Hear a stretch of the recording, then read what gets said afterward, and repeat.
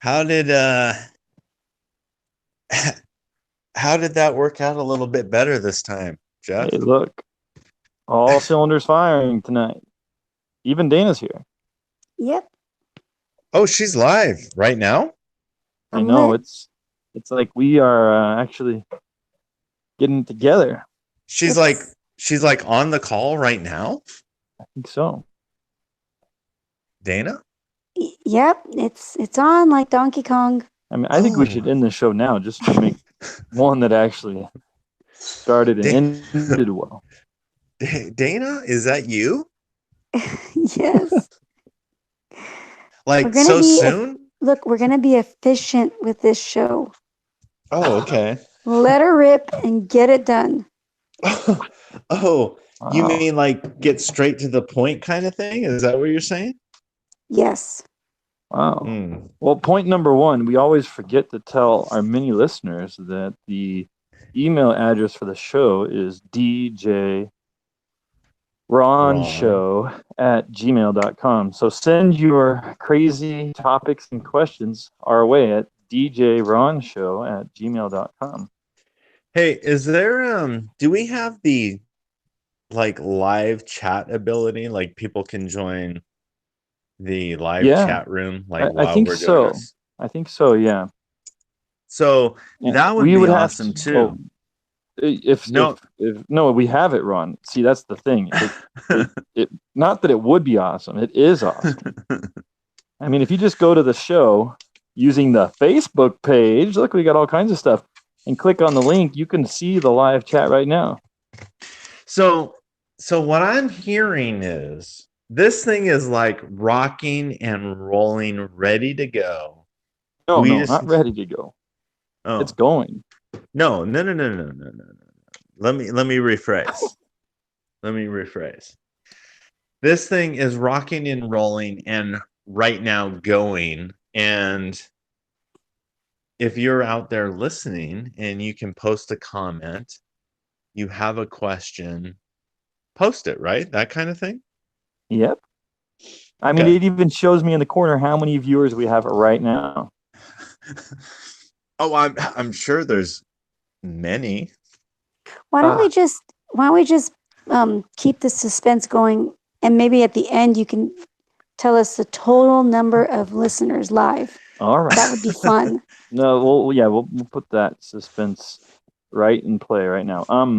I will tell you that for a recently posted video, we had infinitely more viewers than our last show. Well, then our last. Because Ron, how many more times 10 than 0?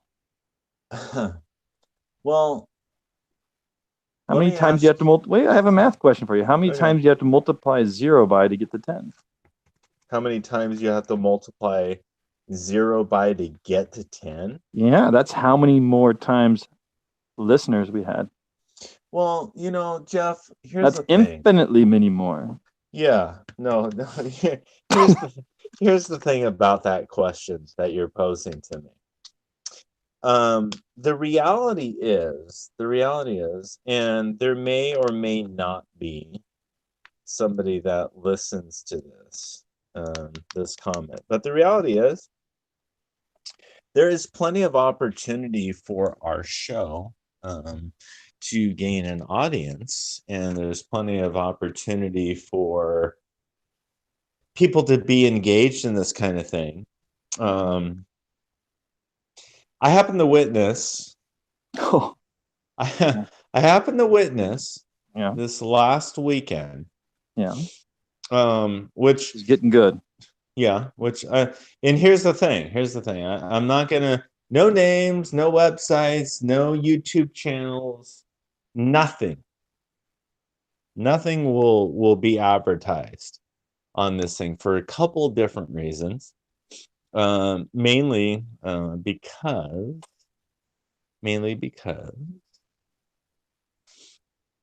I've realized the power of advertisement. But I watched. I did. No, I have, and I have for many years now. Once you put something like this out on the DJ Ron show, Yes, there's no yes. telling where it's going to go. Well, you do have to be careful what you say. No, you do. You do. You do it for many reasons, because I've watched somebody literally go from almost no viewers, and this particular individual,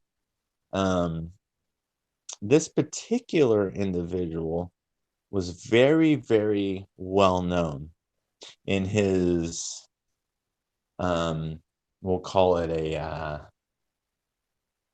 secret identity or covert identity. And so he had very, very large popularity, and even still does, and people don't even realize it. He ended up breaking out of it, exposing himself for who he was and who he is. Started brand new, started all over. Largely says some what most would consider crazy stuff, dangerous stuff, heretical stuff, all kinds of craziness. And I've been watching this and paying attention to it over the last 30 years, close to a year. And watching this happen, and I'm quite amazed by the ability for somebody to draw an audience. Now, here's what I say: if that individual can win the lottery, can win the lottery. If that individual can win the lottery, yeah. and place some stuff on the table, guess what?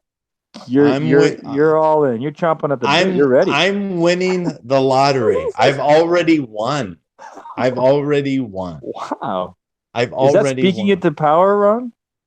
No, that's not speaking into power. That's like just reality of it. That's that's the reality of the situation. That's coming to a realization where you go, hey, you know what?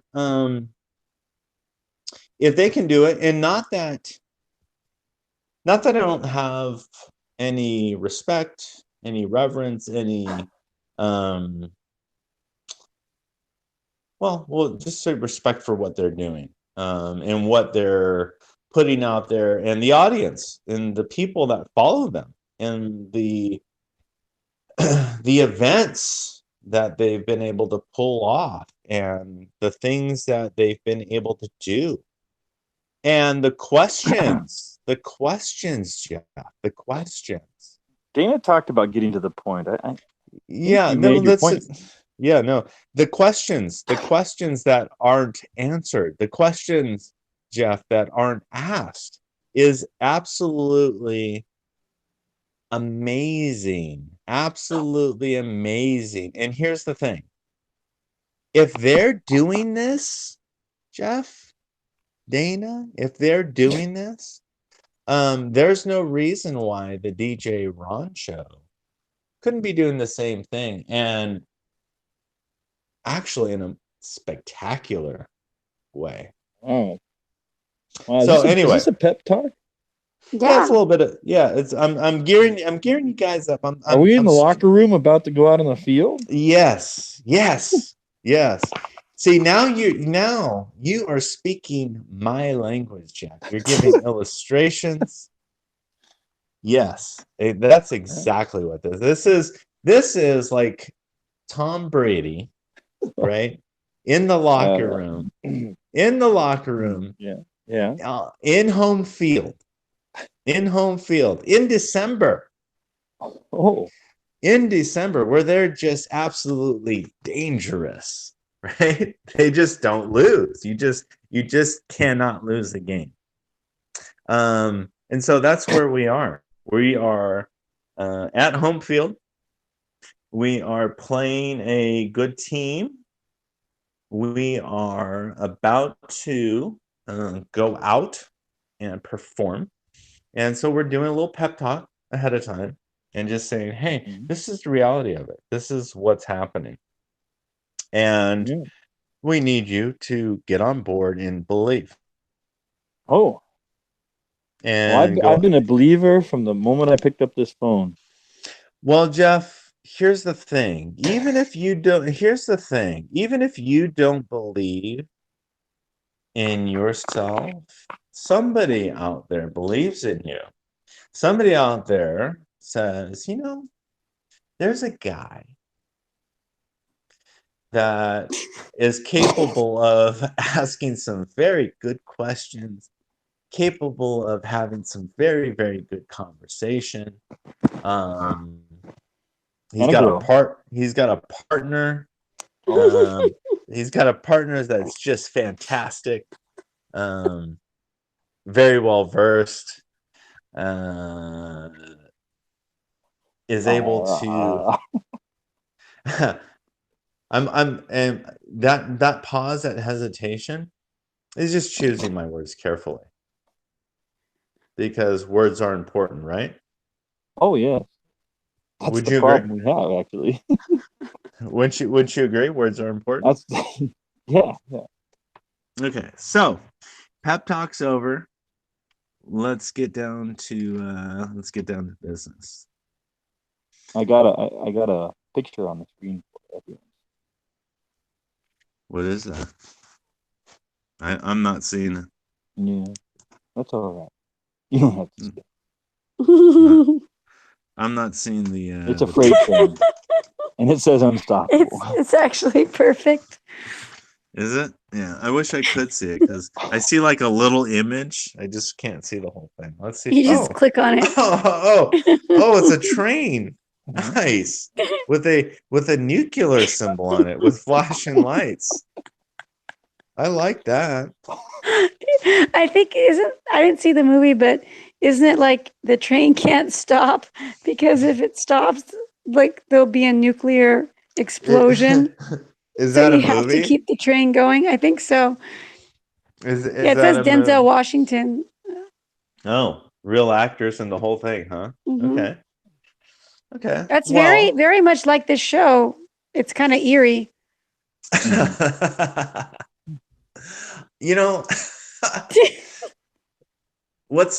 Here's what's funny about this whole thing. Yeah, I happen to know what's funny about this whole thing. No, I don't think you actually. I think I do. No, I don't. I'm not sure that you do actually. I think I do. This is what's funny. Here's what's funny about this whole. Yes. The whole thing is funny because because of what I've seen out there that is successful. Makes me 100%, 110, 20. Multiply it, math guy.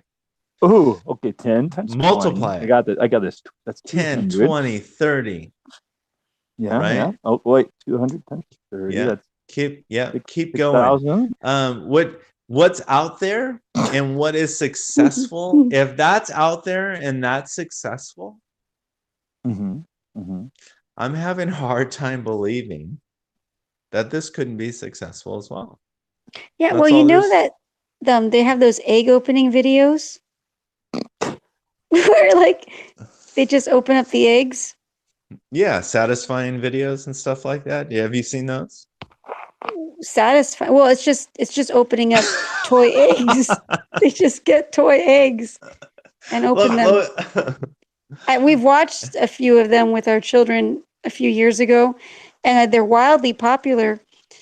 If we can kind of make this a mix, like it's like this is the show that is an egg opening show of ideas. Ooh.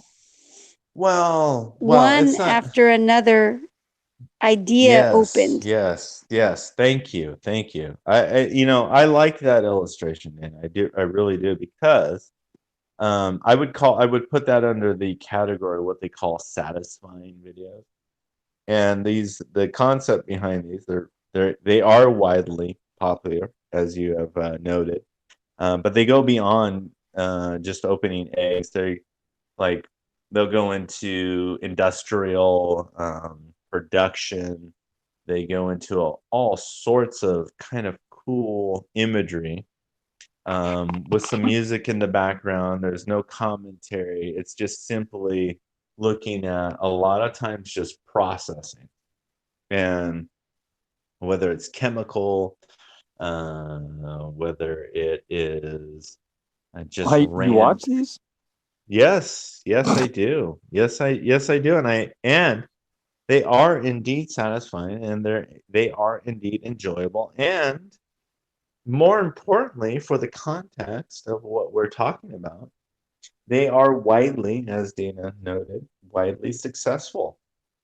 And so, with that said, if that is possible, and go beyond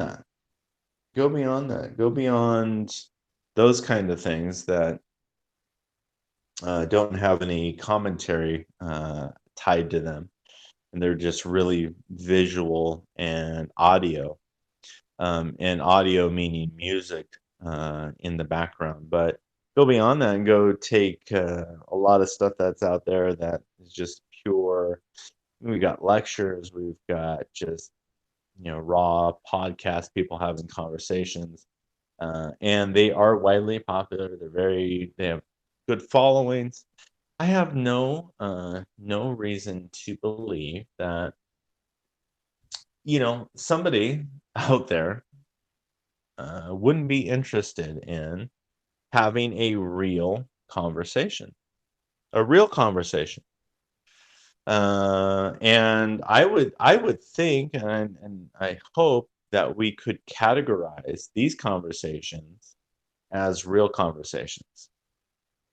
Things that get down to business, where we take a topic, we take a subject, we take a concept, we take a theory, we take a pop culture icon, whatever, and we dissect and we talk about it and we think through it and we decide and help decide for people whether it's worth exploring, right? Exploring the universe, that kind of thing. So I tend to think that there would be some interest in this.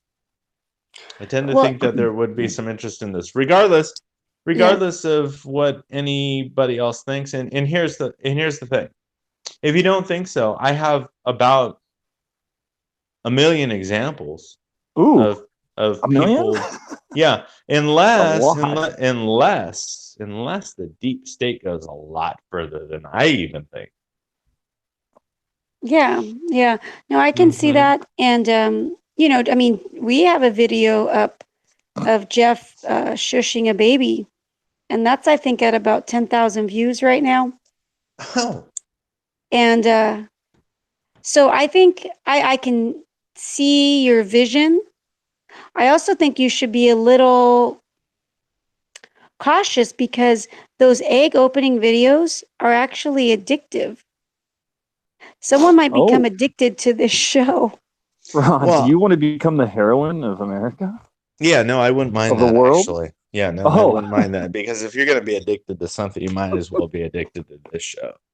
There's a lot of worse things that you could be addicted to. So we're better than heroin. Well, this could be something you could get addicted to and stand behind and feel good about, and feel like, yeah, I binge on it a little bit. I've watched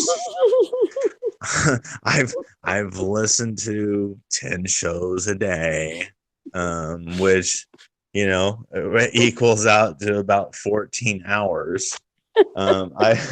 I've listened to about 10 shows a day, and I'm good with it. I feel like I've walked away with some serious and comprehensive data.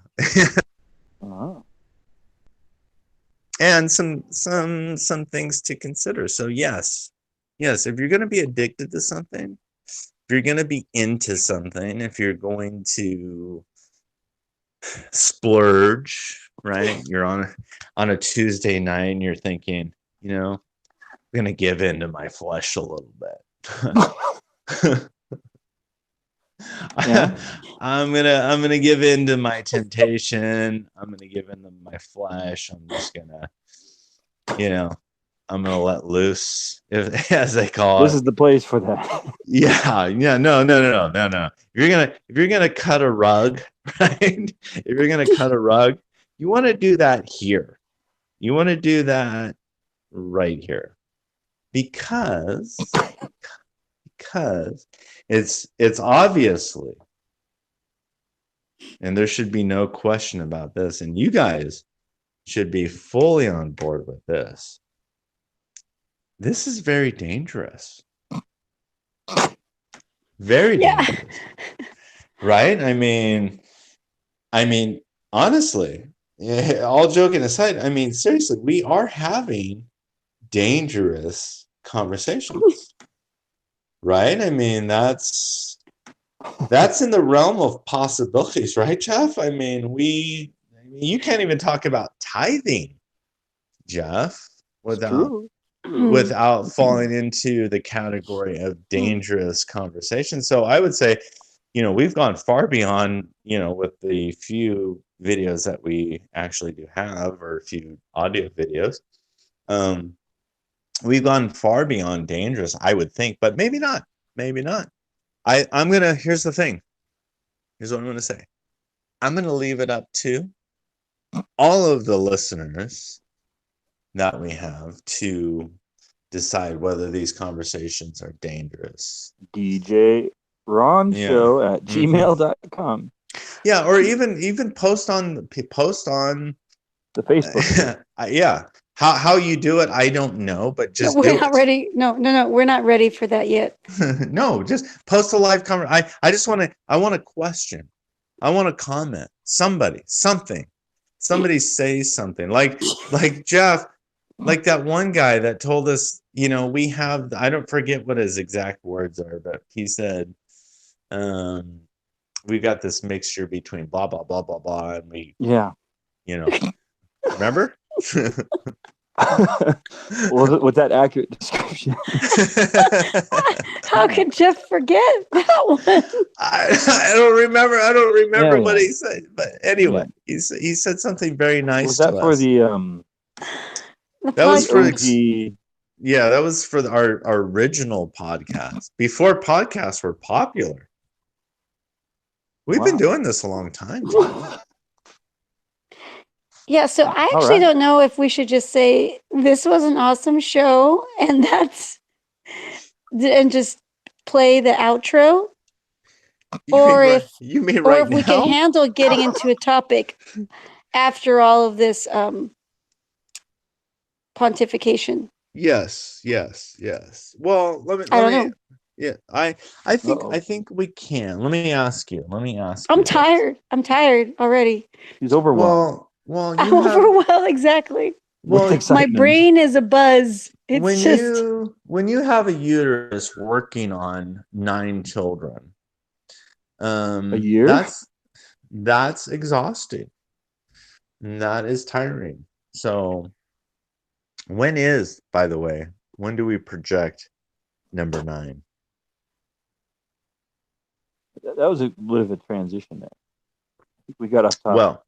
Well, that is here's the thing. That is a weird transition if you do not have the context behind the conversation. So I would encourage anybody to go get the context by listening to all the other shows. I think we're at show 17 right now. Yeah. And those are usually jam-packed excitement in anywhere from an hour and a half to 2 hours. I mean, you talk about binge-worthy. You've got probably 24 hours of the DJ Ron show just stacked up and ready to run through.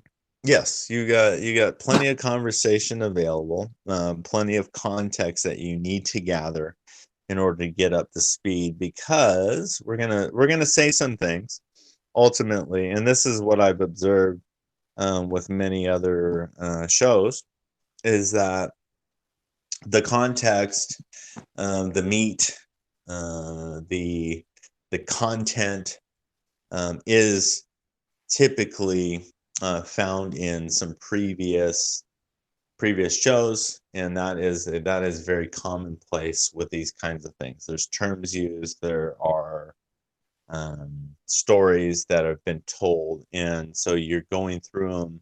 The first time you come across a podcast that's been going for a little while, they're inevitably going to use terms, and they're going to tell stories that you go, that's interesting. And you go back and you start listening to what they're talking about, and you go, oh gosh, that makes sense. It totally makes sense. I know why they're saying that. I know why they're joking about that. And then in the future, when they start making those references, you can enjoy it at the same time that they're enjoying it, because now you have the context. Now you're able to kind of get into what they're talking about. So, not to get into 9 children, not to get into the magical uterus, but there is a magical uterus, and to discover that uterus and to find out why it's so magical, I just encourage you, just go back and listen and take note. Quite an encouragement there. Yeah. Do some research to get to know. Do some research. Get to know the DJ Ron show a little bit, and maybe post a question. Maybe send an email. Maybe say, hey, what is the magical uterus? Why you guys talk about that? Maybe we could address that. But the DJ Ron just left the DJ. I don't know if anybody else knows this, but the DJ Ron just left the DJ Ron show. This is something new. This is a new plot twist. Well, that's the DJ of the DJ Ron show. Mm-hmm. There was a crash. I see. I'm being told by the studio that there was a crash on the DJ Ron hosting things, but that doesn't mean we stop. No, that doesn't mean we stop. So let me ask you. You guys are always pretty. I think I'm going to say gracious. I'm going to say you take the high road a lot of times. And I'm about to ask the question, so you're gonna go, gracious, high road. Where's he going with this? So we have a friend whom we've mentioned this friend several times. I've been booted again. I pulled up. I'm shocked. No, I'm really shocked too. I pulled up the conversations one morning, and I saw blank as removed you from the conversation. Not once, not twice, but I mean, this is an ongoing issue for me. So let me ask you, how do you feel about that? I mean, are you personally in agreement with that? Did I say something that was Well, I do think we have to provide some context to our many possible listeners, and that is that we have a longtime friend that we knew face to face before we knew in internet land, and while all of us have gone to separate parts of this planet of ours, we still have some contact with each other. And this person over the years has unfriended you and me and Dana, and then refriended and unfriended and refriended us in a very, at this point, comical kind of fashion.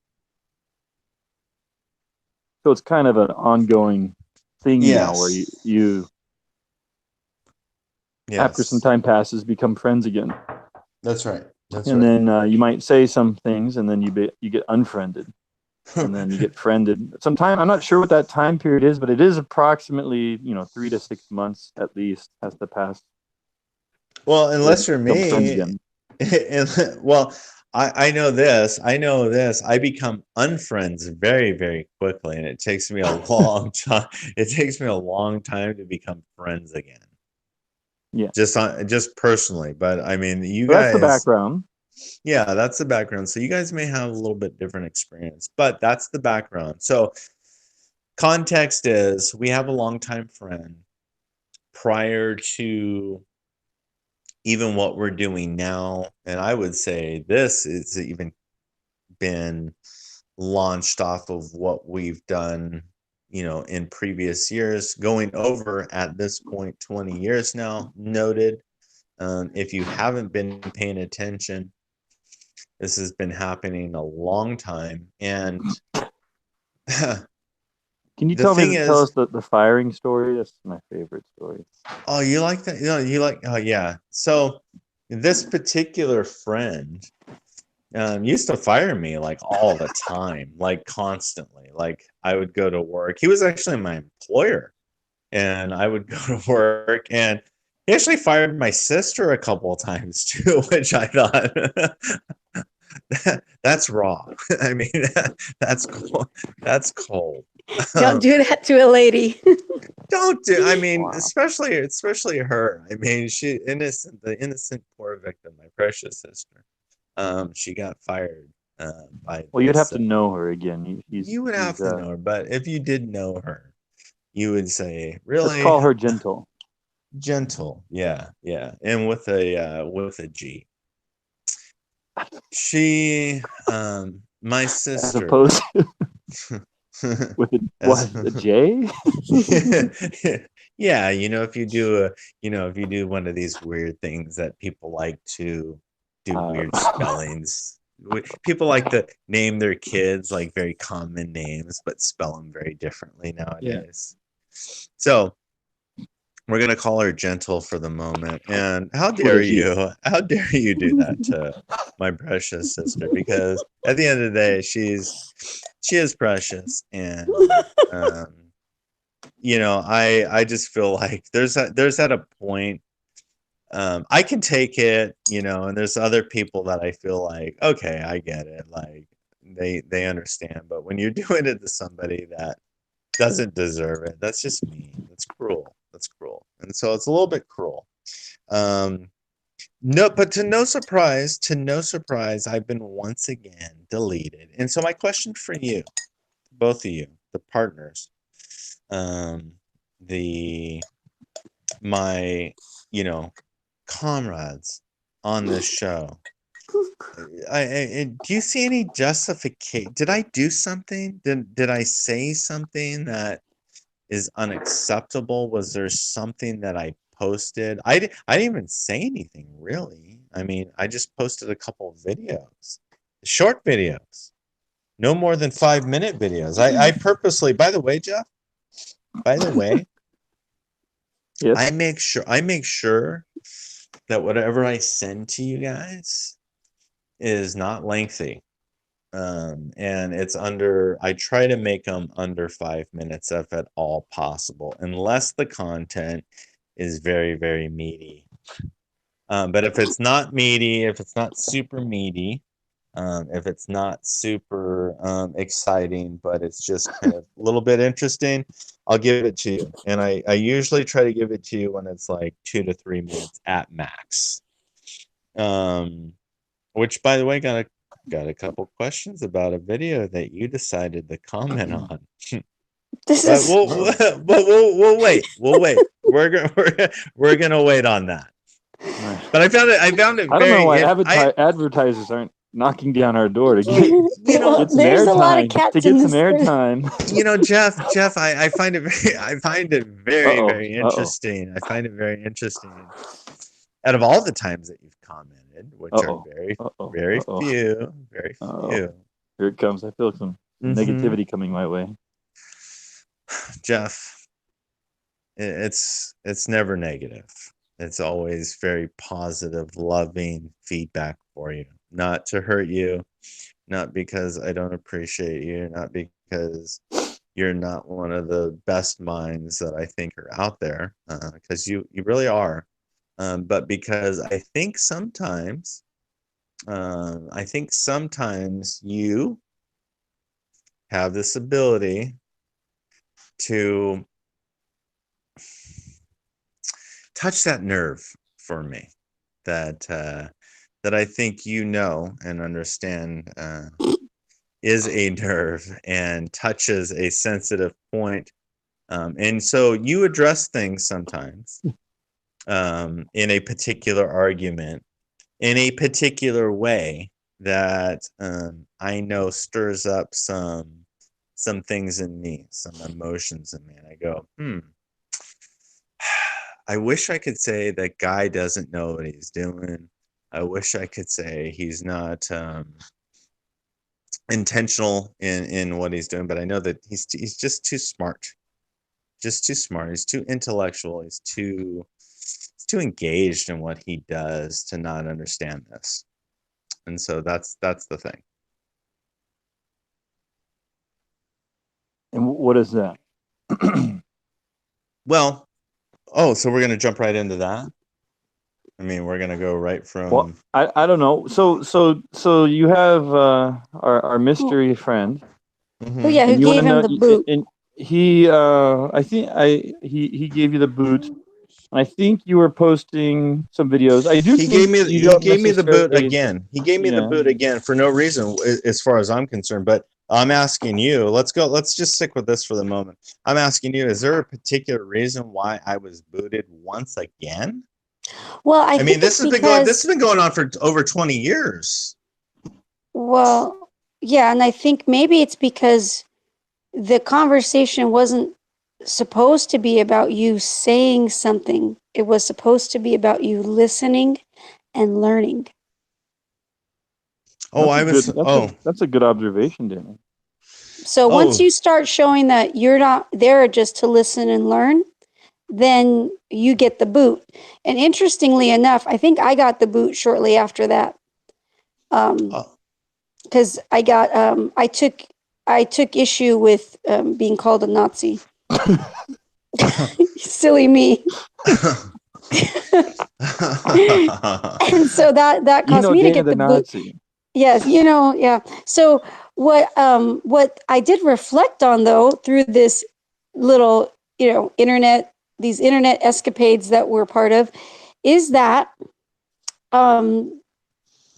so far I've noticed that there's a trait where I think someone who's likely to boot you out of the conversation or delete you during a contentious debate, or what should just be an intellectual sparring, where they take it to that level. I thought, oh, how interesting! Like I don't think I've ever, in the midst of some type of debate, gotten really, really angry, started yelling, and then stormed out of the room.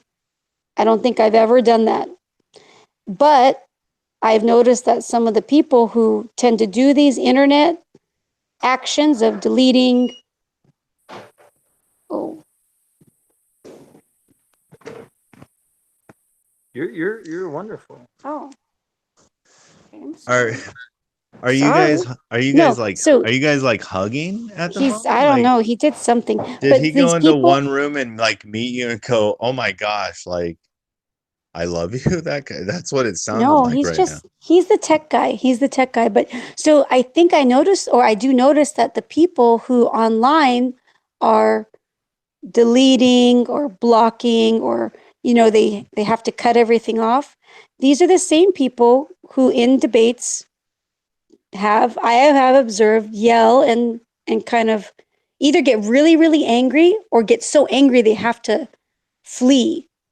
So there's probably something there that if that's what you tend to do in real life, when these issues, like debating about issues, not just like personal conflict, but about an issue, whether it's the topic of ending babies' lives in the womb or things like that, if that's how they act sometimes in real life, then yeah, they're going to resort to maybe those equivalents of yelling and storming out of the room on the internet.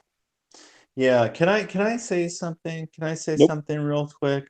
Nope. In this context and with these things said, I had I had an interaction on Thanksgiving. And I had an interaction on Thanksgiving, which with this particular individual I hold very dear. Their family, they've been family for a long time, but it was quite the contentious argument. And I'll be honest, I got upset. And I got angry. And I got really angry, actually. With that said, I've had some opportunity to reflect on my anger. I've had some opportunity to reflect on the situation. And I've looked at these conversations, and to be quite honest, in the past I have felt a little self-conscious with people bringing up something. And that something is this idea, you're having these conversations, you say, you just like to debate, you just like to argue. And I'm going to at this point say that, yeah, you know what? I guess I do. I guess I do like to debate. I guess I do like to argue. I guess I do like to think through these things. And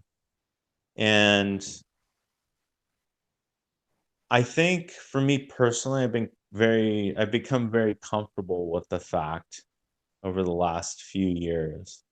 And it's the reason why I haven't quit doing these kind of things or having these conversations. But I've become very comfortable with the idea that I do like to debate. I do like to have conversations. I don't mind arguing with people on issues. I don't mind discussion. It's not to be contentious. It's not to be divisive. It's simply to have an interaction. And for me personally, if it's not your thing, leave, go. Like, don't participate. Don't listen. Don't engage. Don't do this. This is not you. I get it. I totally 100% understand. No judgment, no hard feelings, no issues, no pressure. This doesn't have to be you. I don't care that you don't like it. I don't care that you think it's a waste of time. I think it's a complete waste of time that you spend time watching TV constantly. I mean, we can go through those kind of things. I like having discussions. I like debating issues. I like exploring issues. I like having interaction, and I like having what I call ping pong conversations where there's a back and forth and there's ideas exchanged, and sometimes they get heated, and sometimes there's passion behind them, and sometimes there is fervor. I'm comfortable with saying that that's what I do. I engage in those kind of things. I have no problem engaging in those kind of things. I have no problem saying at this point that if it's not your thing, like much like I don't want to use the illustration. I don't want to use the illustration in an inappropriate way, but MMA fighting, right? Mixed martial arts. There are a lot of people out there, it's not my thing. I don't want to see people going at it like that. Totally get it. It's not your thing. These conversations, same idea. This is not your thing. Do not engage. Don't participate.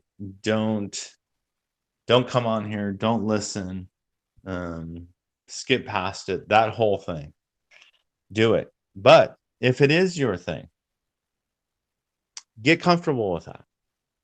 Feel comfortable with that. Get in that and engage, participate, send your ideas, send your questions, explore your thoughts, sit down, take the time to hear what people are saying, whether it be in the media or an idea from a politician, whatever it might be. Take the time, listen to what's happening, step outside of that. Look for people that you can have conversations with. Engage in this particular way, only if this is your thing. And so, with that said, here's why I'm saying this. I'm saying this because we have another friend. Oh, we have another friend who's been around just as long. That would, and he's actually even been on the show, and I don't think this is his thing, right? I mean, he's clearly stated it. He said that he's not comfortable necessarily having these conversations, and I say, hey, you know what? Awesome, I get it. It's not your thing, but for me, it is my thing. I like doing this. I like having conversations. I like debating things. I like exploring things. So, with that said, sorry, this is what this is about. This is what we're doing. If this is not your thing and you don't enjoy having you these can leave. conversations, you can leave. You can leave. I think some people have known this is already not their thing. Yes. So they didn't even they don't even come. Step in the door. They don't even come, right? They don't even come. They don't even explore. Right. And that's how we like it, Ron. That's how we like it.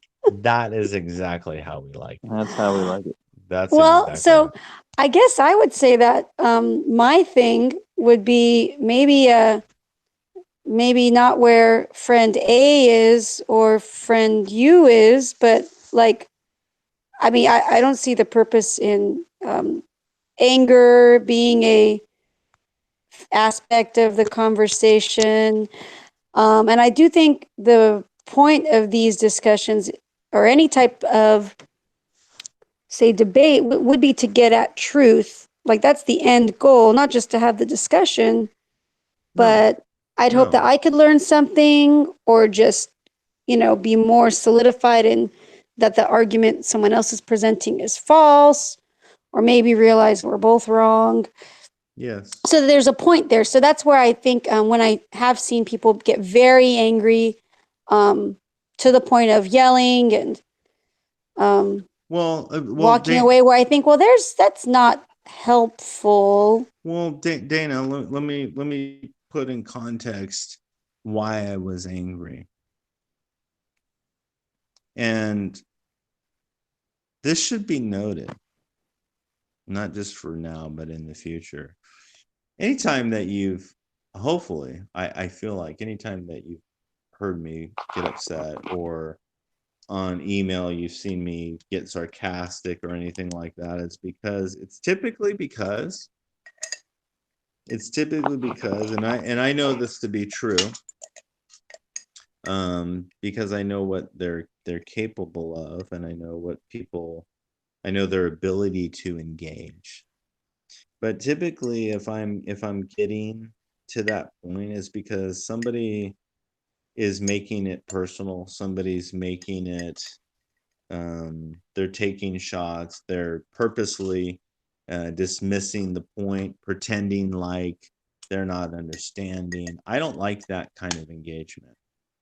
And when you pretend to engage or pretend you want to engage, and I'll use our friend that kicks us out constantly, as noted several times, I've defended him to many people, and I'll continue to say this. So many people.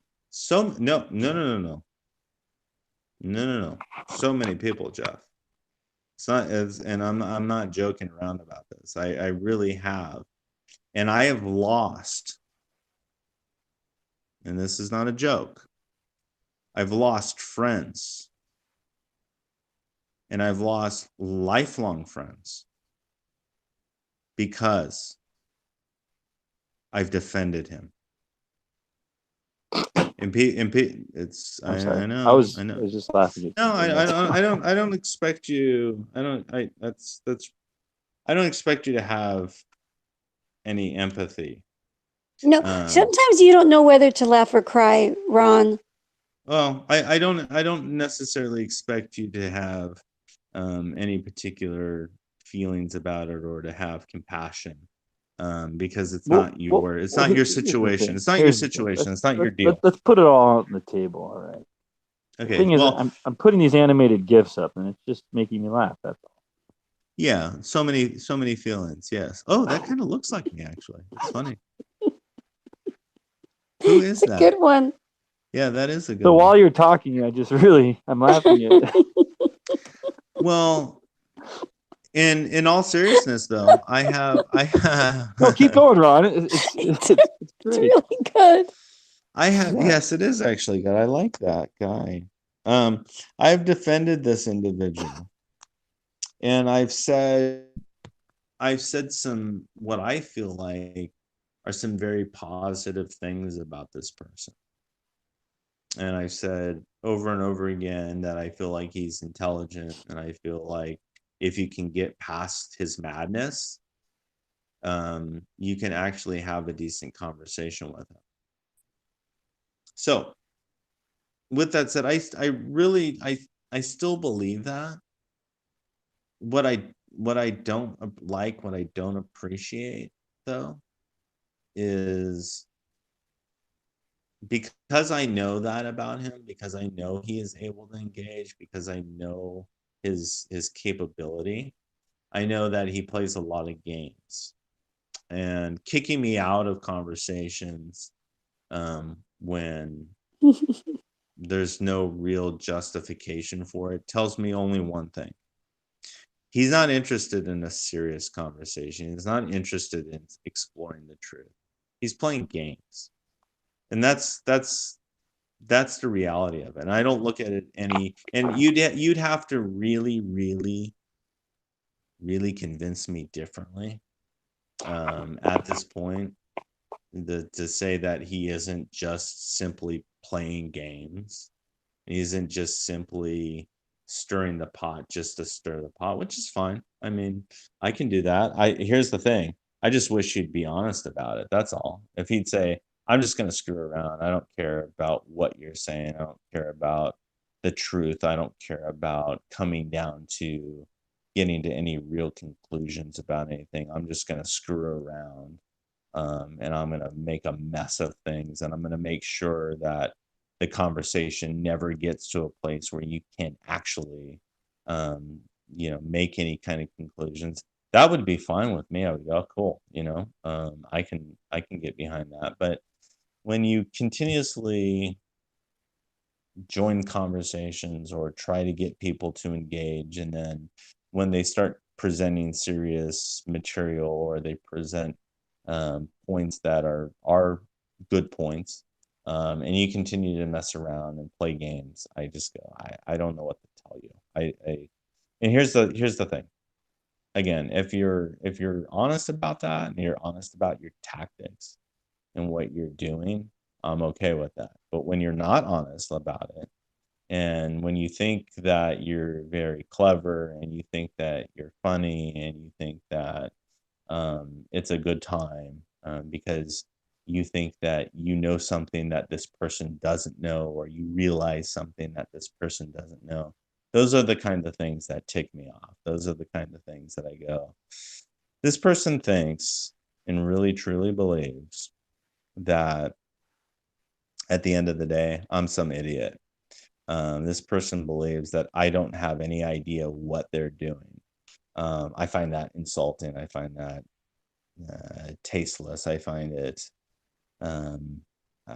there's no tact in that. There's no substance behind that kind of thing. I go, well, you can play those games. That's fine.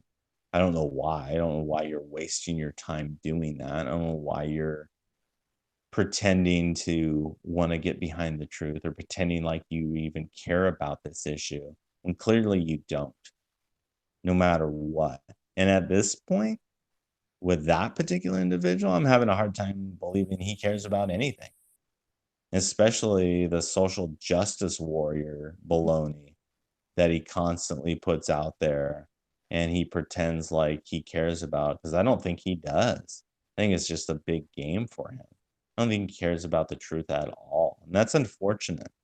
That's unfortunate. And here's why I say it's unfortunate. I say it's unfortunate because I have spent, in all seriousness, I have spent a lot of time trying to convince people and trying to tell people, hey, you know what? These conversations sometimes go that path, and that's unfortunate. People, they do get angry or they do call names, and that's not my favorite part of these interactions, but sometimes that happens. That's just the nature of it.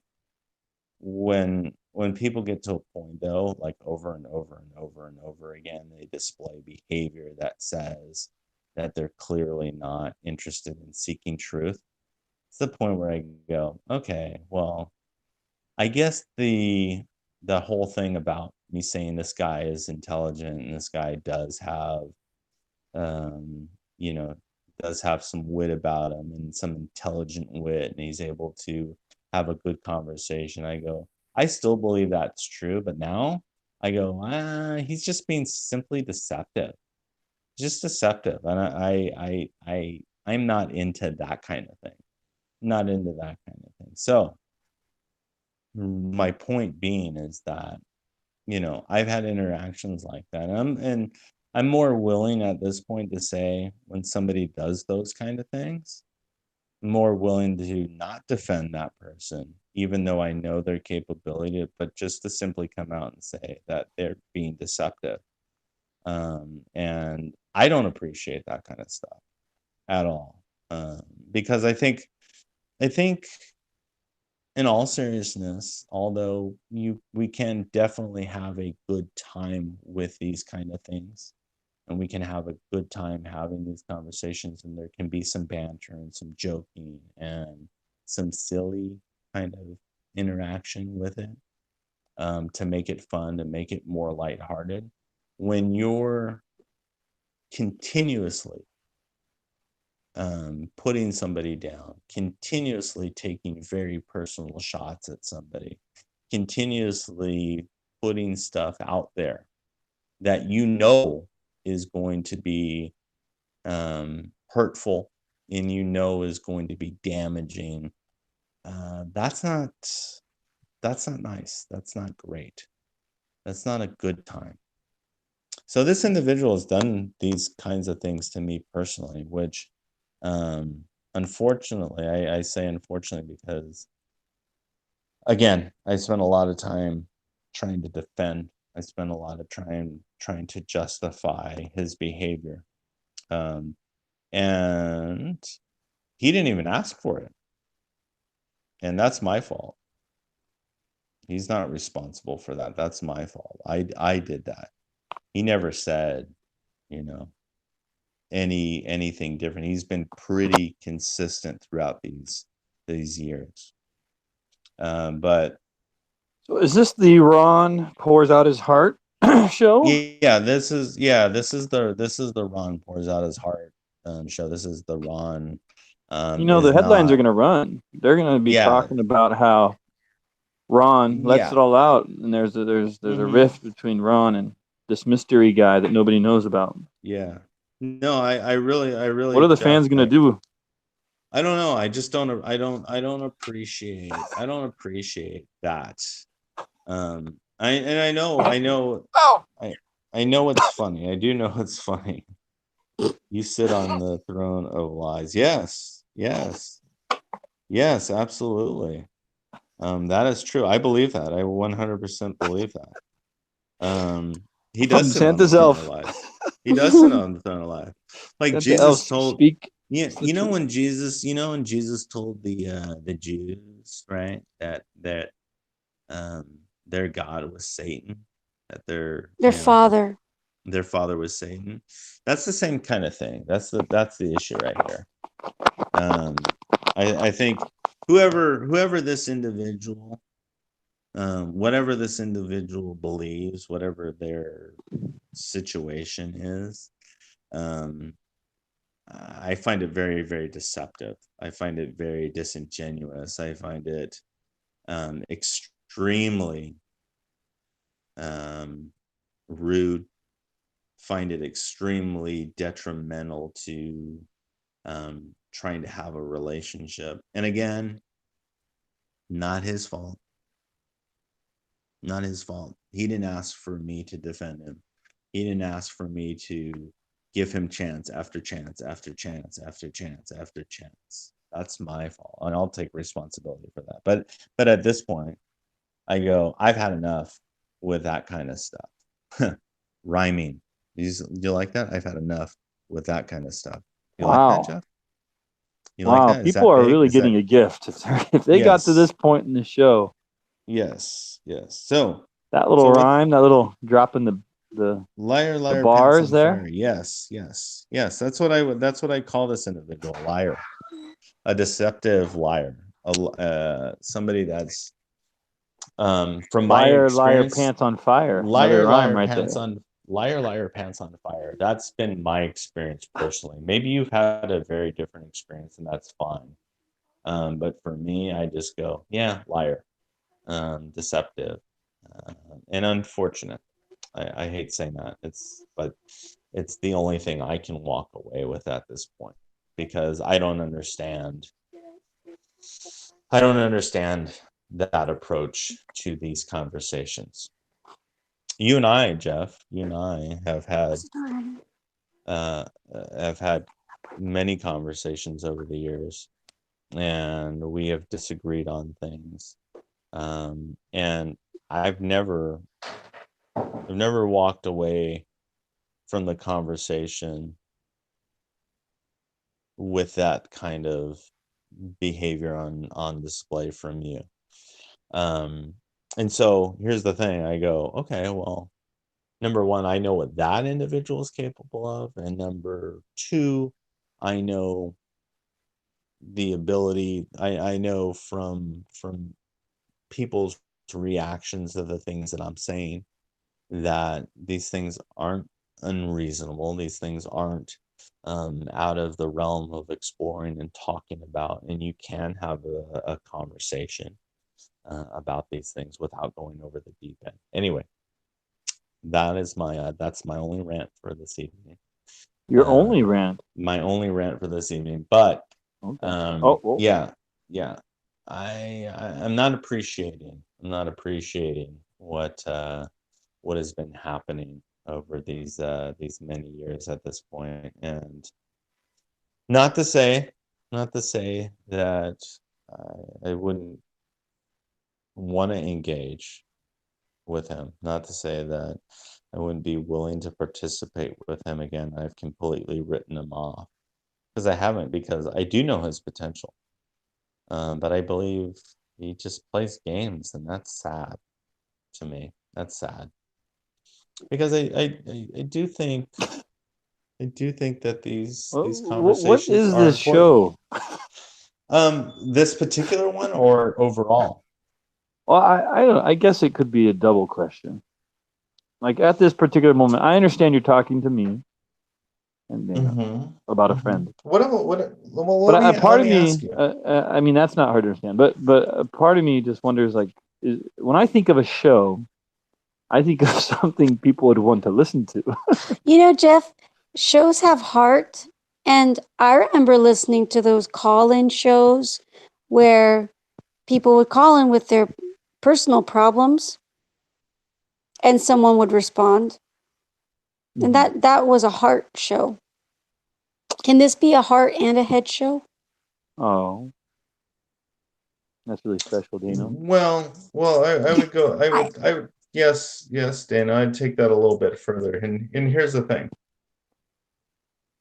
I think for you, you've obviously heard me express my sincere disappointment in this situation. I think I'm okay with you giggling it off and having a little fun with it. That's fine with me. That's okay. I have no problem with that at all, because in some sense, because of the context, because of what we've done, there's no problem with that. But take that a step further, and take it to the point where, I've witnessed you having conversations with people, and I've witnessed personally you've been dismissed, and I've witnessed people kind of doing these things to you, and I go, same kind of thing. I just put myself in your shoes and I go, yeah, that's, to me, that's problematic. I'm not super excited about that kind of thing. And again, goes to this thing that we've talked about many times at this point, this idea that it's very difficult to have conversations about things. Oh yeah. So yeah, and well, with this, back, circling back to the same person who you've been talking about, and it's all online. The only interaction I have is online, on Messenger, basically. But it does affect me, and it does affect my feelings and my thoughts, and the words that are shared there do stay with me. And I found over and over again, but let's say with this last situation where you were booted, and then because one of the titles in which he gave to the group was calling basically everybody else a Nazi, and I just felt like I needed to say something in response to that. After which I was, basically I just said, I take issue with that. You shouldn't do that to people. That's a terrible thing to call somebody. It's a slur, and it's just like calling me a B word, basically. Like, that's not okay. And I kind of felt like I'm not just saying that, because that bothered me. I think I'm really saying that as kind of like speaking the truth. Like, I would think that it was important to say that if he didn't call me that, but somebody else for no justified reason. And so, but then later I started to balance that. Okay, well, was that, because then I got immediately blocked. So I thought, well, it made me think, okay, what words I use. And I thought that wasn't too contentious of me to respond to being called a Nazi for no good reason. And, but it did make me think that I wanted to have a good balance. And I felt like I was okay in that I forgive him. And I've had to forgive him for a lot of things that he said, because they do hurt, or they do make me mad, or they do feel unfair. Basically to be lumped with effing idiots, in his words, like that's not fair. I mean, maybe I'm an idiot, right? But even if I was an idiot, well, that's not the best way to talk to an idiot or to help them be less of an idiot, right? That's not loving, even if I am an idiot. Yeah. And so, but again, it's all online, but I've had to think, okay, well, what am I supposed to do? I'm supposed to forgive him. I actually try to bless him at times, like say something that's genuinely positive, or pray for him. But also I think it's okay to speak and say, hey, what you're doing is not right. And not coming from just a place of anger, but coming from a place of concern, like it's not a good thing you're doing, even though it's all just words.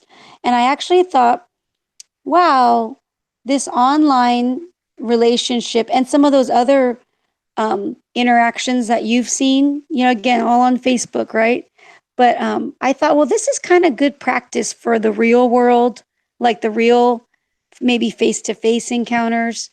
If I ever was to have some of those contentious discussions in person, which, those have happened before. I think they're less frequent than online. But if you go out looking for them, you might find them where people are yelling or saying those things to your face. And I thought, this online relationship is unfortunate in some ways, but it's good practice for forgiving and also trying to work on speaking truth in love. Yeah, no, absolutely. I mean, no, and thank you, by the way. Thank you for acknowledging what I'm saying, because again, there is a side of this, and part of the reason why I've personally tolerated it for so long is because when you do, I've realized from my end, like somebody brought it up to me even recently because of this one interaction. I was saying, I said you have to be dumb to believe that. You have to be I said this in the conversation that I was having. And I really wasn't, honestly, I wasn't saying this, directing this comment to that person, but I started reflecting on it later and thinking about, well, the way I said that though, when it was kind of brought back to me in a different way, I started thinking, no, it's maybe not the best way to address something. So I'll try to give you the best illustration I can without giving complete details and blah blah blah. But so someone said, I'll just use an example. They said, you know, I believe this mattress is soft, and you can get better sleep on that, and blah blah blah. And I said, oh well, you'd have to be a complete idiot to believe that kind of thing. It's just craziness. And what I was talking about was political issues, and the reason why I'm not naming what the political issue is, because I don't want to get off on some sidetrack, and even the thought. But I kept saying over and over again, you have to be dumb to believe that. You have to be stupid to believe that. It's not possible. Just thinking it through logically. And I was saying that, and I started thinking about it later. I'm like, well, no, I don't have, I'm not presenting anything that's absolutely 100% inclusive, and this is the end of the argument. I'm just throwing out ideas out there, and this person, they're kind of doing the same thing. And from my perspective at the moment and at the time, I was thinking, well, I don't know how you can think those kind of things. And I started thinking over the years, I've probably done that a lot. And to one particular individual who's been on the show, I actually ended up deleting some comments on a post that he did, because I felt like my comments went just overboard and were just derogatory. When I told him that, I didn't say those words. I didn't say the complete reason why I deleted it, but I said I don't think it's fair what I said. And so I posted some stuff because like anybody else, right? I mean, you have moments where you get angry, you get, we call them weak. I don't know about weak, but call them, moments where you're angry or you're upset or you're just frustrated. And so you say some things trying to drive home a point.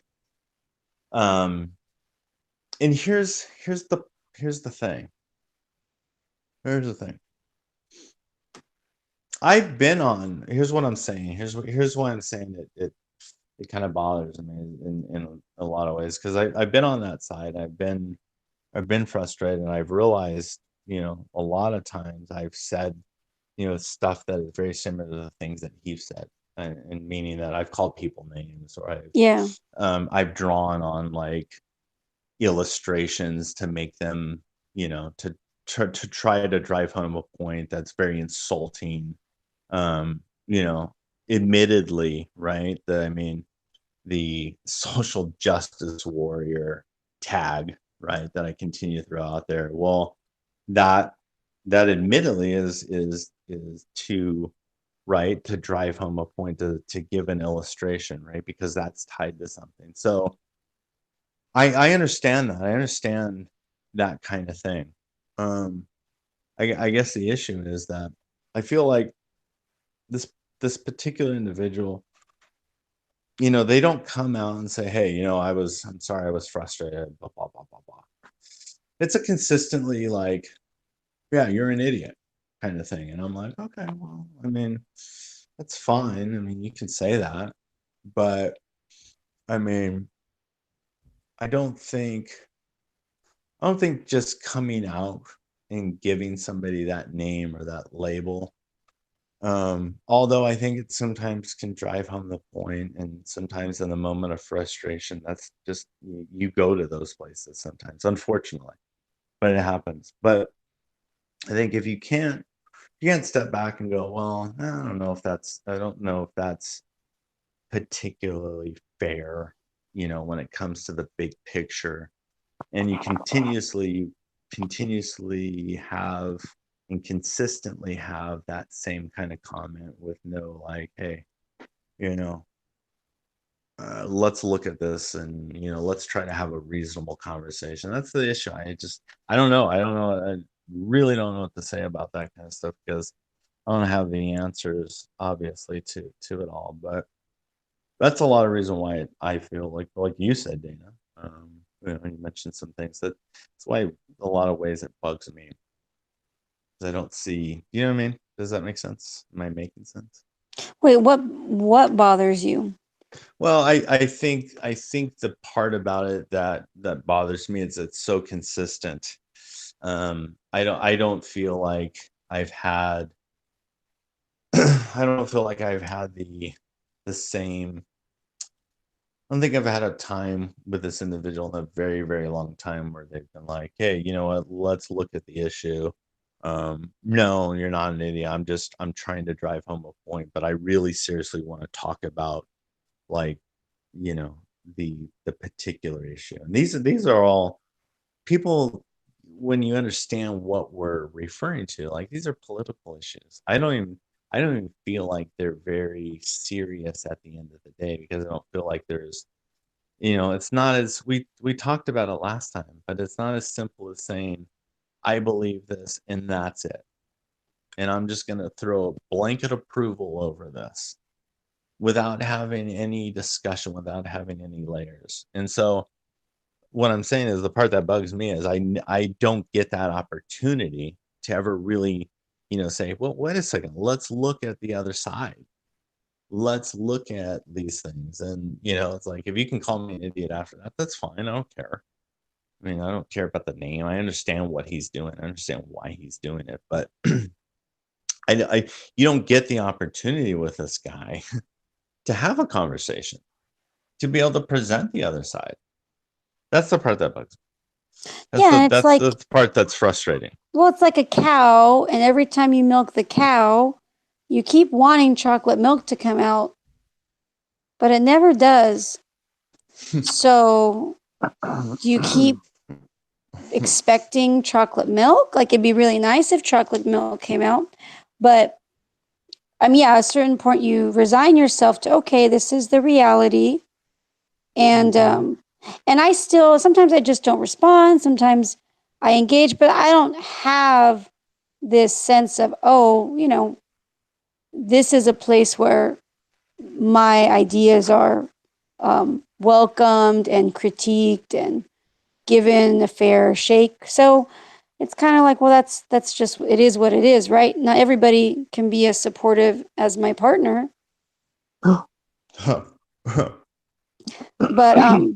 But again, I think for me, it's been kind of a good practice in, I guess maybe because, like, the conversations are all in print, right? They're all typed. So you can go, I mean, I go back and I read it, or I rethink, oh, did I do something wrong? Or I can't believe he said this, and then, honestly, I have thought through some of the points that he's made. I stopped reading all the articles a long time ago, but, I'd say that some of his thoughts that have come through have changed my perspective. So I think I am open to changing my mind and learning, even if it comes in the form of a really angry package that's really insulting a lot of the time. I could still learn something from what is being presented. But again, it does feel like kind of interesting practice to me for what seem like more real relationships when they're face to face. But I don't know, I guess maybe an online relationship can be just as real as a face to face relationship. Well, it's not like you haven't spent time with this individual. I know what you're saying. I know what you're saying. I feel like it's a real relationship because of the past, though. So, for instance, I'm trying. I don't know anybody in particular that I can say like, oh, this person. I only know them online. I've never met them in person. I've spent a lot of time with this individual in person. I think you have too. I think, yes, if I had never interacted with them and I never had the background, the relationship with that person, and they were just completely an online friendship, and it was always in the context of that forum, that's different. I understand. Yeah, I get that. I totally get that. But what I'm saying is, I think some of the difficulty is because there's somewhat of a past. I mean, this person, at some point in time is a friend. You know what I mean? They're not. It's not a complete what I would call a stranger. We have interacted with them and significantly. So anyway, that's another side point. But I honestly think that does make an impact and a difference in the context of what we're saying. Does that make sense? No? Yeah. I wouldn't say it's not the same as a stranger, but I guess just because it is only through the phone or my phone or the computer, it feels like it's in a different category. But that's just me. Maybe it is a more I mean, I've spent because I'll feed the baby and I'll just sit there. So sometimes I'm sitting for a long time and using the phone is so easy. So I'm just swipe texting these messages back and forth and being called an idiot. And it's been a very interesting part of my life. And not everybody has that part. I tell some of I think females tend to engage less in some of these things. Maybe. Jeff, would you agree? Like when you get in debates, I don't know. Maybe that's not a true generalization, no. But I know. Huh? No. Hold on a second. Yes, you're okay with that. That I feel like that's a good observation. I think that's a pretty consistent observation. I do know females that do debate and do engage, but I feel like by far my experience, like people that kind of fall into these categories, I've been on a lot of, for instance, a lot of message boards, right? Like over the years, the blogs or whatever the people have. As a female myself, I think I'm a counterexample. Yeah. Well, no, I would agree. There's those situations that we have now, with you being one of them, Jeff. I know that you do identify as a female, and with that said, I mean, you do have a male body, a beard, and you do appear to be a male, but I know that you've come out, and you've stated that you do identify as a female. And well, anyway, going back to my original point about I think so. Anyway, I just have shared with a couple of my female, or maybe I've shared with a couple groups of female friends about some of these interactions and the names that I'm called and all these things. And they're just like horrified, like, what? Like, why is this person doing this to you? And just like, it's just so not part of their, existence. So it's been it's been very it's definitely been interesting. I'm trying to though be best. You know, doesn't Melania Trump say be best?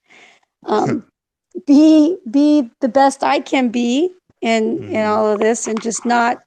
I mean, I guess definitely I'm not resorting to name calling, but Yeah. but yeah, it's been very, I think, very good for me. Although I never would have wished or thought this type of cyberbullying could be a good thing. But I think it has been a good thing. But yeah, just thinking, okay, in real life, how will I walk carefully? And it makes me think about the power of words, the importance of words, and like how Jesus says, don't even call your brother Raka or idiot, right? Because you'll be in danger of hellfire. Yeah. Something like that. How it seems like we're supposed to be real careful, but then he also called people, like he was the one who said, well, John the Baptist said brood of vipers, right? Yeah. So it'd be interesting to see what type of negative terms they use. Because obviously those people weren't really a brood of snakes. So like snake is kind of like a slur, and they use that, but idiot was not supposed to be used. So maybe there's a way to differentiate what was going on there. But I would just be very slow. I'm trying to be slow to call people names. That would be, hey, by the way, real quick, that would be a fascinating topic to discuss. But anyway, yes, go, please continue. I agree. Yeah. So just being in the position where being slurred, right? Being called names. Yeah, I think I tried to just be very careful not to, or to be very slow to do that to somebody. Yeah. No, I just know there's some listener out there, or at least there could possibly be a listener one day who will hold you to all these requirements you're putting on yourself. Be careful, because hopefully we're going to line up some serious guests on this show who might not have the same opinions as us, and we're going to have to try to have a normal conversation without being all the things you're saying that you don't like. Well, yeah, that's good. That's a really good thing to. That's a good. I'd like to be held to that standard. That seems like it's a good biblical standard. Well, hold on a second. I think what needs I hear you, Jeff, and I agree. But I think that you're not you're not setting a standard that is beyond what most people would tend to agree with. It's not such a high standard that I mean, we've acknowledged that people have moments where it's like, yeah, it's not my favorite time in my character, right? I mean, you get angry, you have frustrating moments. To say you don't, that's that's just not true. I mean, you do have moments where unfortunately you get angry, and you may say things that you don't want to say, and you get frustrated, and things come out, blah blah blah. That happens to everybody. I haven't met anybody that doesn't happen to. It's not exciting in any way, because sometimes things get said, and again, things get said out of frustration. Doesn't necessarily mean that you really believe that, but everybody experiences that kind of thing. And so, yeah, you can say, hey, I want to be, I'm going to say this, and I want to, have this behavior. But to say that, you're setting a standard that, if you make mistakes, well, because if you do make mistakes, typically, people out there have, experienced very similar kinds of things. They know that frustration because they've been there themselves. I mean, I've heard, countless stories about people getting frustrated with their friends or family members whether it be religious kind of stuff or, you know, political stuff. That's a commonly experienced thing between families and friends. And so I feel like saying, hey, I'd rather be more gracious. I'd rather have a better conversation and achieve that. I think it's a good thing. I don't think it's a negative thing. You feel like it's negative? I feel like for a moment it seems like you're saying that's not necessarily a good thing. Is that a good thing? It's a great thing. I'm just encouraging us to walk the walk. To really walk the walk, you're saying. To right? Yes? No? See. Okay. No, just I'm curious. Curious where you're going with that. That's all. But I think I understand. I think I understand what you're saying. Well, yeah, and I think when Jeff used to, he went through different phases, which I think we talked about already, but where I think, just to recap for all the listeners who don't know, but probably for a good portion of his 20s, right? Yeah, his 20s, he was often very much into these deep conversations, these especially religious conversations with people. And street evangelism. Yeah. And then he went into he had a crisis of faith and went through a period of about 5 years where he really pulled back from pursuing those conversations. They still happen, but he really pulled back. And now I think he's kind of like in between, maybe that silent person and that street evangelist type person. So he's out there, and it's interesting because I remember back when you, Jeff, would pursue those conversations more, you would deal with getting angry, like getting mad. And then later, I think you'd feel like you made some missteps. So you would try to be more aware of when that anger would be coming over you, like the Hulk or something. So I think you try to do Very things like much let like the go. Hulk.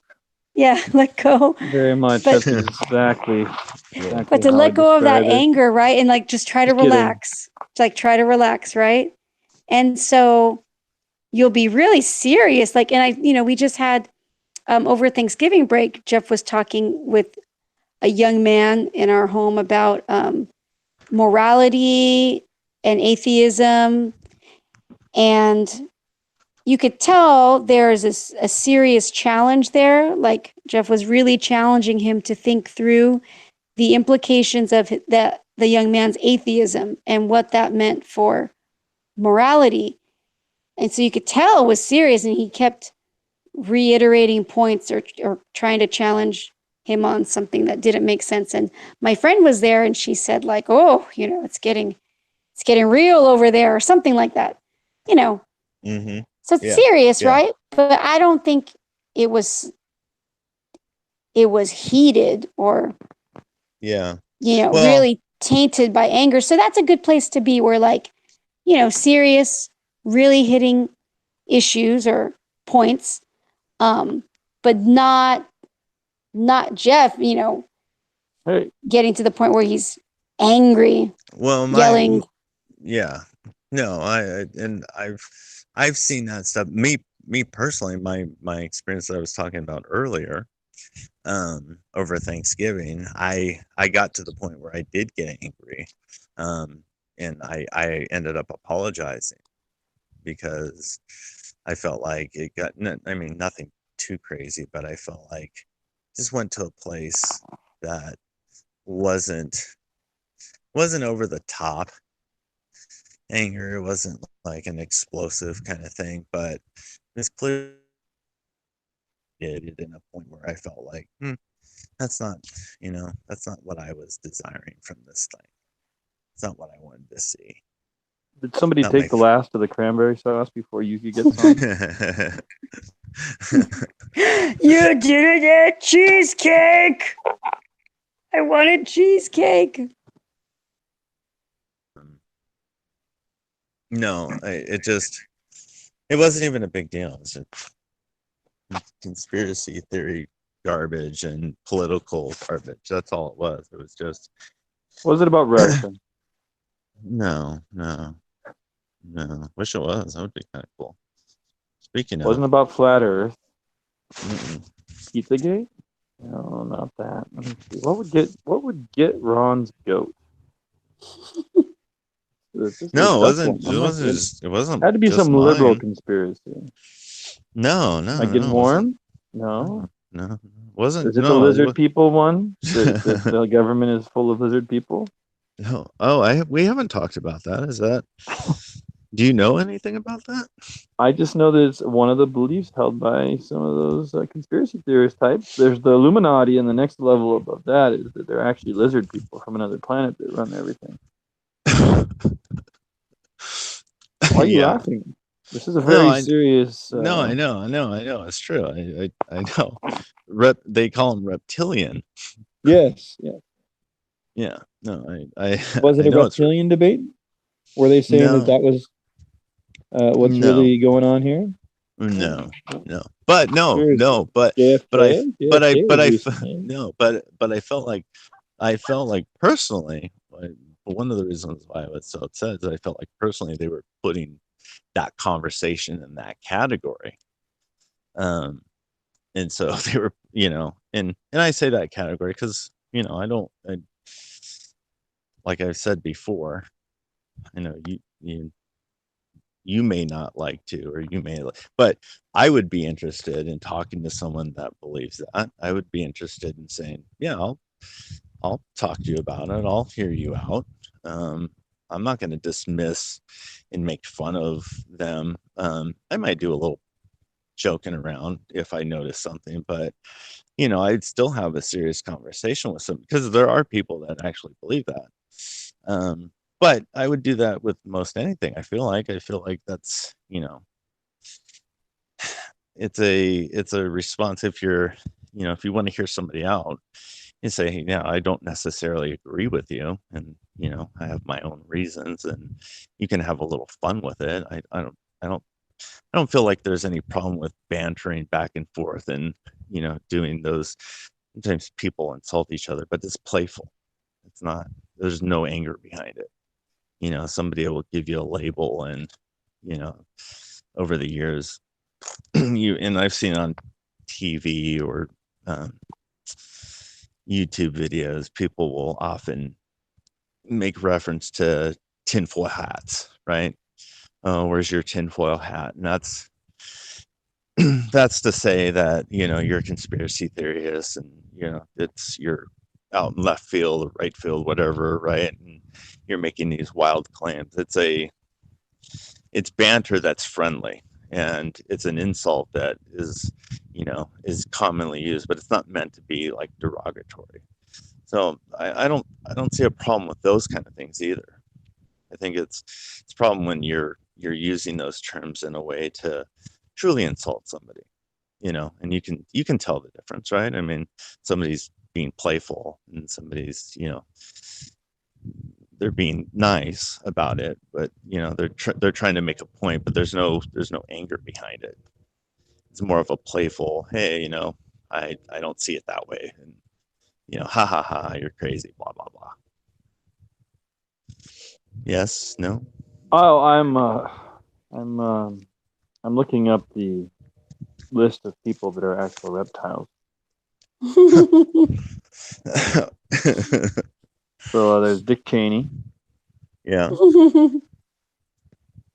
George W. Bush.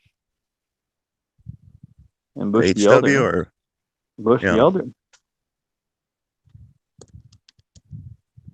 And there's a claim that somebody seen him change to a reptoid and back again in front of their eyes. So Jeb Bush, Bill and Hillary, Al Gore, Gerald Ford, Ronald Reagan. Looks like all the presidents, really. Sounds like it. Yeah, basically all the world leaders. Anyhow. Yeah. Well, but the thing I was glancing over here says they kind of see the Matrix idea in play here. So they are not going. You're not going to like pull back their skin and see their reptiles. We're kind of got a Matrix thing going on here, so you can't really see what they really are. yeah. Yeah. So they're like more what do you call it? Like an illusion kind of thing? Is that an image, a projection? Something like that. Anyhow, well, this has been really fun. Are there more to the show here? Really? I think this was good. Jeff, let me ask you. I mean, no. I mean, yeah. Yeah. I mean, what are your thoughts? You haven't said much. I mean, that's because I'm probably on the spectrum of autism. Autism spectrum. Asperger's. Of what? Asperger's. Autism. I'm probably on the autism spectrum. He's not very he's done an actual personality test, right? Hey, don't get all up in my business, dog. So it takes more I think he's less emotional about interpersonal conflicts or interpersonal kindness than most people. He's more detached. And that could be really good because I think it helps him be incredibly patient with his students and with our own children, because there's that kind of like detachment. He's not a robot, but I think it takes a lot more to light his fuse, to rile him up. I'm not a robot. That is one of the things. If there's one misconception I may give out there that is perfectly executed by so many, it's that I am a robot. It's not that I don't have emotions. I just don't have the same sort of interpersonal responses to, let's say, human interactions, if that makes any sense. So I feel very emotional about values and how people are treated, about love and hate and tragedy, if I may try to just throw out some things. Well, but these things you're talking about today, I'm kind of dead to it all. Okay. Well, you let me ask you something, because I've been meaning to ask you this actually. What's my favorite color? No. You had what I want for St. Nicholas Day. Well, I know what you want. Oh, you do? Mm-hmm. You might actually know. Yeah, I think so. Yeah, what is it? I'm going to save that Starts for with an another N. time. Yeah. Starts No. with an N. Hold on. Starts with an N. Well, we'll let our viewers take a gander at that. It starts with an N, and it's what I want for St. Nicholas Day, which is on Thursday, if you're in the Western Christian tradition. And for all the Netherlanderans, that's the 5th, I guess. I just learned this today. But anyhow, it starts with an N, and that's djronshow@gmail.com for our many listeners. Can you guess what Jeff wants for St. Nicholas Day? Starts with an N. Go ahead, Ron. Yeah, no, now you got me curious, but I don't want to lose my train of thought here. So there was an interaction on a Facebook post. This was quite a while ago, and I don't even remember the post. I don't even remember the content, but you had, after quite a bit of back and forth, I had been asking questions, and I consistently was asking questions. I don't know if you were serious or you joking, because sometimes it's hard to tell. But you had said you'd made the comment like you had encouraged me in your own way to continue to be consistent in my questioning. But then you made a comment. You said, I can't understand why they're doing this to you. And I don't know if you remember the situation. It wasn't that long ago. I don't know if you were joking or you were serious. No, I was serious, and it was a while ago, and I am having trouble remembering what it was about. But yeah. What's the gist? I do remember what you're talking about. Well, I only bring it. No, I only bring it up because that was one time where I felt like, okay, not that I'm unaware that other people see it similar to the way I do, but you were the one person, and usually are, that was willing to be vocal and say, that just doesn't seem fair. I felt like that's what you were saying, but again, I didn't know if you were joking. But the reason why I'm bringing it up is because I feel like I asked you at the beginning when I said, what do you think?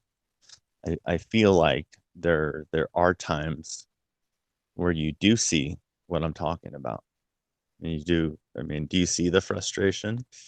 Do you understand Yes, that? but just to be clear about how this directly connects to what we're talking about, there was no emotion involved with what I was writing about there. I was simply observing that you were stating things and people were responding in a certain way, and I was just pointing out the how they were just simply dismissing you, basically.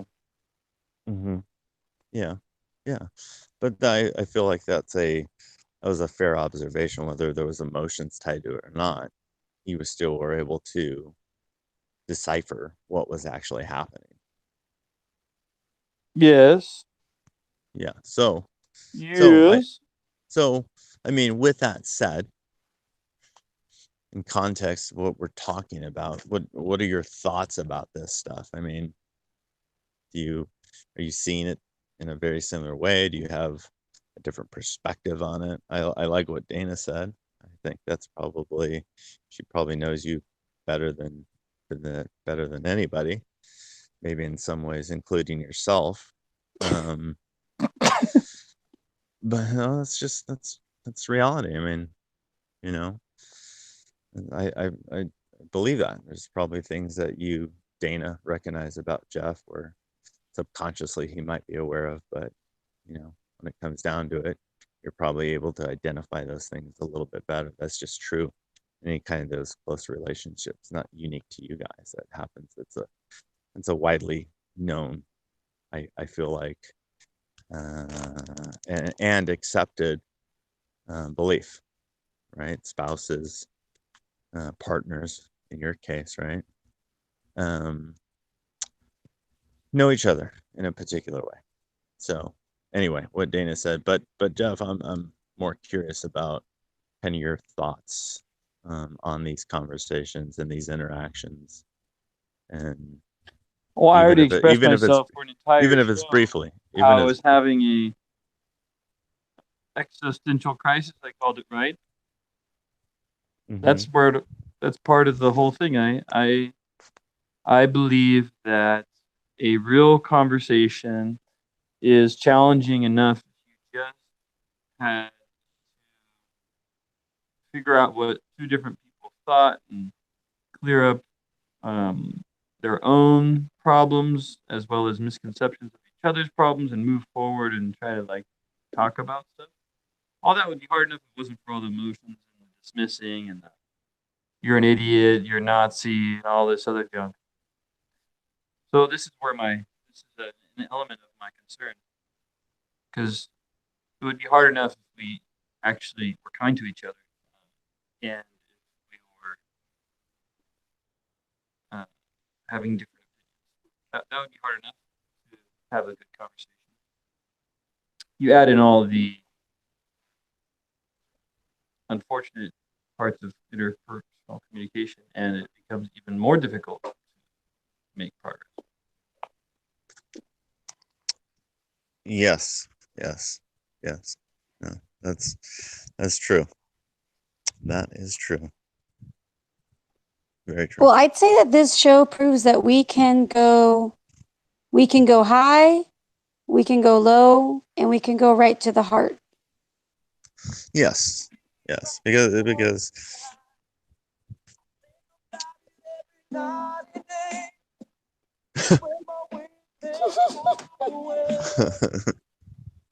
What? Why do you know that song, Jeff? Why? I didn't play any music. It just kind of came out of the feelings we're all having right now. So look, we can. Ron was dreaming big you were dreaming big in the beginning of this show. Maybe within a year, maybe less, maybe this individual will come on the show. And there'll be a conversation. Is that too much to hope for?